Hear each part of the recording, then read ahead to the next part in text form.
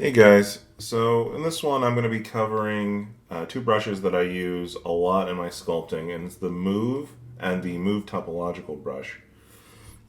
Now, I do see a lot of people use the Move tool. I see a lot of people sleeping on the Move Topological, and I can understand why, because they appear to be the exact same brush, and it's not always clear when to use one versus the other.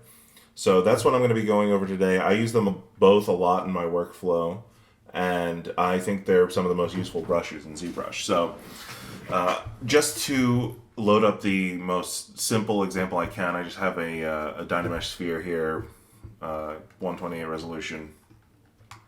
So I keep them both down here in my tiny brush palette, or these are the most common brushes that I use. So if I have Move, I have Symmetry on, and I go to move this sphere, it works exactly as you would expect it to. And then I switch to Move Topological, and it appears like they're working exactly the same. But under the hood, they're actually doing very different things. So where the differences really start to become apparent is when you're working with multiple meshes in the same subtool. So let me mask off an area here and extract two pieces, and I'll say accept, and I'll switch over to this subtool, clear my mask, and you can see polyframe here. I'll solo them out. So I've got two meshes within the same subtool. So if I switch to my Move tool, and I turn off my symmetry, and this is just the standard Move tool, and I go to Move, everything within that circle of my brush will be affected by the movement of my mouse or stylus. But if I switch to Move Topological, it's only going to be affecting whichever mesh I have selected. And that's because Move Topological is, you can think of the brush wrapping around the topology of whatever you are grabbing. So even though the right side of the brush is covering this piece of geometry as well, it's only affecting where the cursor is hovering over. And that's because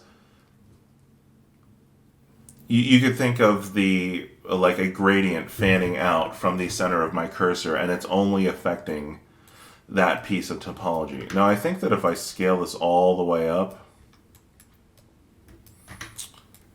I don't, let me see if I scale it all the way up. Nope, it's still only affecting the one. I think they really, if you want the Move Topology brush to be affecting your entire mesh, they have to be, I think, conjoined. Otherwise, it's really only going to be wrapping around one or the other, whichever one your cursor is on. So I commonly use this with, if I'm doing hair cards or overlapping pieces of clothing that I want on the same subtool. I think this is really useful for. And then even the more you use these tools, you'll find other uses for them. And sometimes even like when I'm pushing around certain parts of the face or something, I will find that, Move Topological is more useful in certain instances than a blanket move. So to show you a more real world example of how I'm using this in my work, I have this model loaded up that I've been working on recently, this old Greg model, and I was using both of these a lot in this model, especially on the seaweed hair and the tutu down here. And I'm just going to show you guys exactly what I'm talking about here. So if I have each one of these as a separate subtool, and there is a way to make the Move tool behave like the Move Topological tool. So all of these are in the same subtool, each one of these strands of seaweed. If I select Mask by Polygroups and make sure all of these are on a separate polygroup, the Move tool will behave very similar to the Move Topological tool.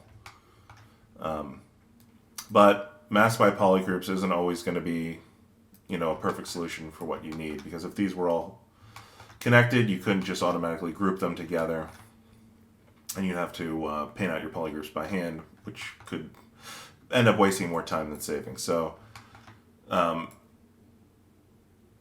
with the Move Topological tool,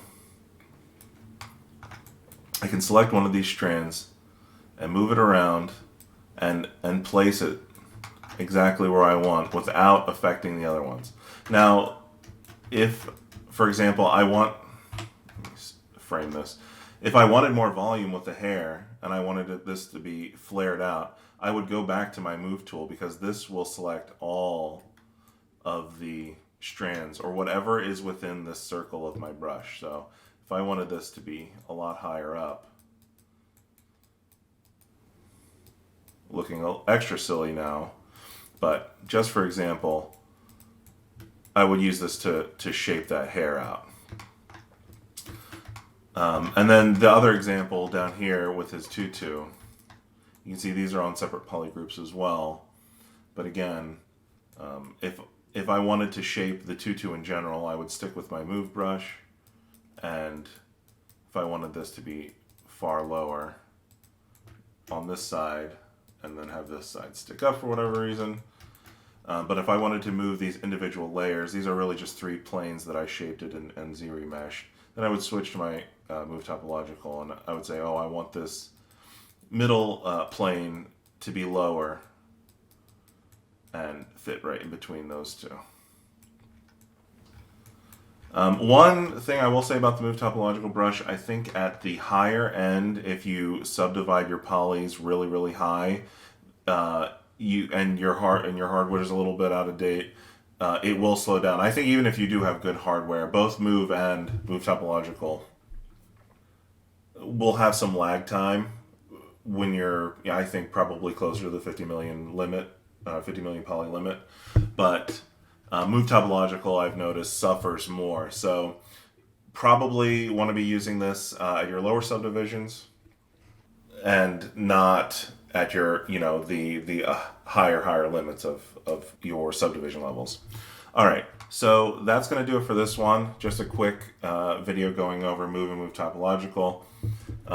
Try them out. If you're not incorporating these brushes in your workflow, try it out. The more you use them, the more you'll get used to the different instances of what they're good for. If you have any questions about anything I went over in this video, let me know down below. And hopefully this was helpful for you guys. Until next time, thanks for watching. I'll catch you in the next one.